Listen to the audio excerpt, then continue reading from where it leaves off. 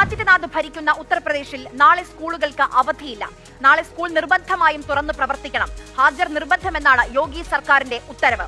അതുമാത്രമല്ല, മുൻ പ്രധാനമന്ത്രി അടൽ ബിഹാരി വാജ്പേയിയുടെ ജന്മദിനം നാളെ സ്കൂളുകളിൽ ആഘോഷിക്കുകയും വേണം.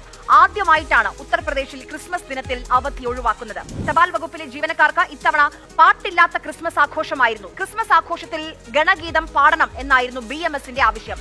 അവസാനം തിരുവനന്തപുരം മേഖലാ ഓഫീസിലെ ആഘോഷം തന്നെ ഉപേക്ഷിച്ചു. ജബൽപൂരിൽ കാഴ്ച പരിമിതിയുള്ള യുവതിയെ പള്ളിയിൽ കയറിയാണ് BJP നേതാവ് അധിക്ഷേപിച്ചത്. നിർബന്ധിത മതപരിവർത്തനമെന്നാരോപിച്ചാണ് BJP നേതാവ് അഞ്ജു ഭാർഗവ യുവതിയെ ആക്രമിച്ചത്. ഇനി ഡൽഹിയിലേക്കാണ്, ലജ്പത് നഗറിലേക്ക്. അവിടെ ക്രിസ്മസ് കരോളിന് നേരെയായിരുന്നു ബജ്രംഗ് ദൾ പ്രവർത്തകരുടെ ആക്രമണം. സ്വന്തം വീട്ടിൽ പോയി ആഘോഷിക്കാനായിരുന്നു സ്ത്രീകളോട് ബജ്രംഗ് ദൾ പ്രവർത്തകരുടെ ആഹ്വാനം. അടുത്ത ദൃശ്യം BJP ആദ്യമായി അധികാരത്തിൽ വന്ന ഒഡീഷയിൽ നിന്നാണ്. ജീവിക്കാൻ വേണ്ടി തെരുവോരത്ത് സാന്റാ തൊപ്പി വിൽക്കുന്ന ഒരു പാവം ചെറുപ്പക്കാരൻ. ഇതൊന്നും ഈ നാട്ടിൽ പറ്റില്ല എന്നാണ് BJPയുടെ തിട്ടൂര്. ദൃശ്യങ്ങൾ കിട്ടിയ ആധികാരികമെന്ന് ഉറപ്പുള്ള 5 സംഭവങ്ങൾ മാത്രമാണ് പറഞ്ഞത്.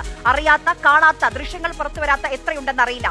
ഇത് മതനിരപേക്ഷ കേരളമാണ്. ഇവിടെ ഞങ്ങൾ ഓണവും ക്രിസ്മസും പെരുന്നാളും എല്ലാം ഒന്നിച്ച് ആഘോഷിക്കും.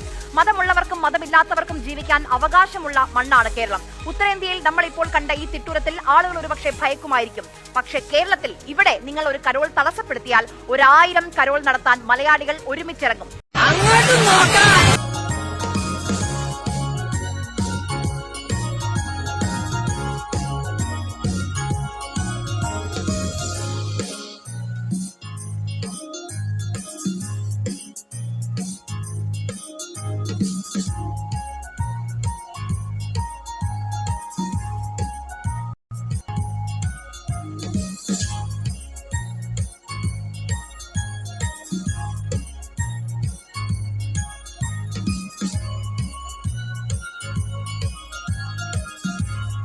ഇതരമത വിദ്വേഷത്തിന്റെ വിത്തുകൾ കേരള നാട്ടിൽ എത്ര വിതറിയാലും മുളക്കില്ല.